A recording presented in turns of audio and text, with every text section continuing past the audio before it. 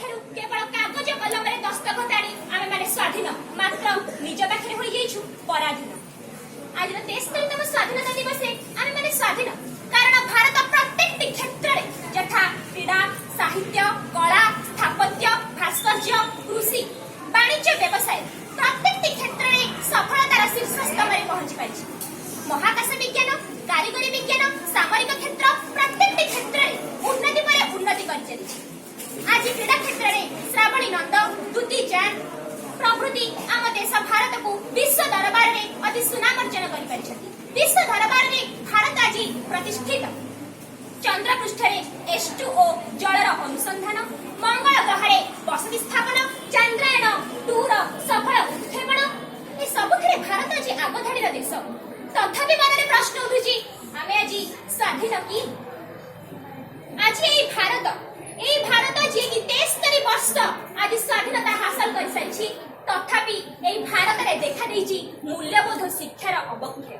आपण माने जानि छथि बिना शिक्षा रे कोनोसी देश केबे भी स्वाधीनता हासिल करि पारे ना। तेनु सेदिन स्वामी विवेकानंद कहिथिले education is the manifestation of the perfection already in man. मनुष्य मध्य पूर्णतार परिप्रकाश शिक्षा शिक्षा ही अंधार आलोकर मार्ग देखाई थाए। तेणु करी आज से मूल्यबोध शिक्षार अभाव समाज रे सृष्टि होइछंती ललित मोदी नीरव मोदी मेहुल चुक्सी विजय माल्या लालू प्रसाद यादव को भली व्यक्ति विशेष जहाँ दैनंदिन खबर कागज पृष्ठ मंडन करुछि। जे महापुरुष माने सेदिन देश को स्वाधीन करथिले सेमाने कोन परिकल्पना करथिले एई व्यक्ति मानकर जे कि स्वाधीन भारत वर्ष को लुंठन करि चलिथिबे। नीरव मोदी 9000 कोटी टंका पंजाब नेशनल बैंक ठकेई करी इंग्लैंड रे जाई मिशन तेबे एहा कोन हमर स्वाधीनता सेमाने कोन एई भली स्वाधीन भारत परिकल्पना करथिले। बाजी राउत निज जन्मभूमि मार रक्षा करबा पई जीवन को उत्सर्ग कर देथिला किंतु वर्तमान उच्चाधिकारी व्यक्ति माने आम भारतर सौंदर्य वाणिज्य प्रत्येक क्षेत्र को ब्रिटिश को बिक्री कर देउछन। तेबे एहा कोन हमर स्वाधीनता। स्वास्थ्य क्षेत्र में देखिबा को गले भारत रे बहु चिकित्सालय मान प्रतिष्ठा करा जायछि मात्र स्वाधीन भारत रे देखा देउछि चासी आत्महत्या। तेबे एहा कोन हमर स्वाधीनता। एठारे कोन हम हासिल करिछु स्वाधीनता। मनुष्यर तीनोटी मौलिक आवश्यकता खाद्य वस्त्र बासगृह एहा सहित दुईटी मौलिक आवश्यकता को जोड़ी देथिले अमर्त्य सेन शिक्षा एवं स्वास्थ्य। जे देश एही पांचटी क्षेत्र में संपूर्ण शिक्षा अर्जन करिछि सेही देश ही प्रकृत स्वाधीन एवं विकसित राष्ट्र भाबे समग्र विश्व रे विदित होइଥାଏ। तेबे आज स्वाधीन भारत जे कि स्वाधीनता लाभ कर सारिछि हमर श्रीयुक्त प्रधानमंत्री नरेंद्र मोदी जे कि ट्रिपल तलाक व्यवस्था को उच्छेद कर दैछन्ती हमको एक स्वाधीनता मिल जाइछि।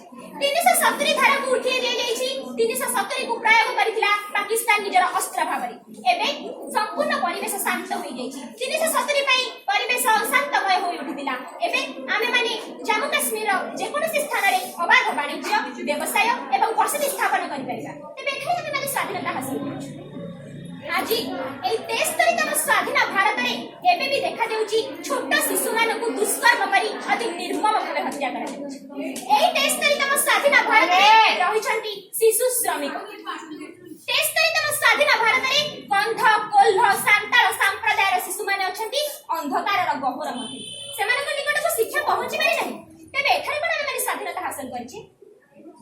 भारत हेउछि एक धर्मनिरपेक्ष राष्ट्र सब धर्म प्रति सम्मान और सब जाति प्रति स्नेह रही भारत रे किंतु वर्तमान भारत रे देखा देउछि धर्म विभ्रांत और असहिष्णुता।